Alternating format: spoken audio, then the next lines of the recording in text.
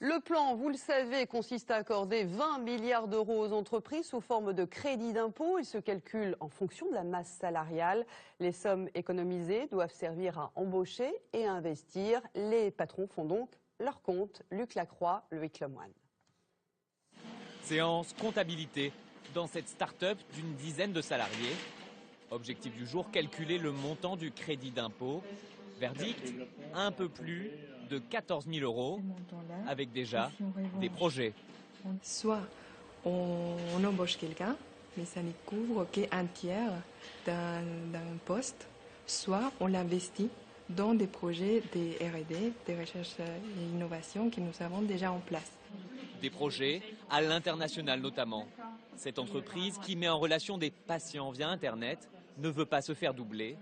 Un seul regret, le plafond de 3 500 euros bruts pour bénéficier du crédit d'impôt qui risque de décourager les augmentations de salaire. La plupart de nos salariés sont des jeunes diplômés, mais que ces diplômés, d'ici 1, 2 ou 3 ans, vont suivre des évolutions de salaire et que, bien évidemment, ils vont dépasser ce plafond. Des salaires qui sont souvent au-dessus du plafond dans cette autre entreprise. Pour ce sous-traitant de l'industrie automobile, ce qui compte, c'est d'investir dans de nouvelles machines. Le patron a fait ses comptes. Le chèque qu'il devrait obtenir en 2014 semble très modeste.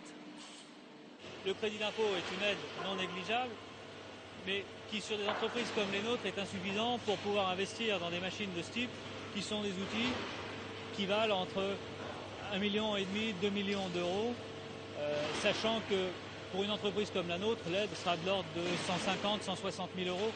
Et des machines comme celle-là, il y en a une dizaine à renouveler tous les 7 ou 8 ans.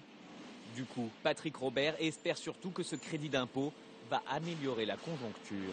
Ce que j'attends surtout, c'est de l'impact que ça va générer chez nos clients qui vont pouvoir eux-mêmes investir pour pouvoir subsister et continuer de faire tourner l'outil industriel français.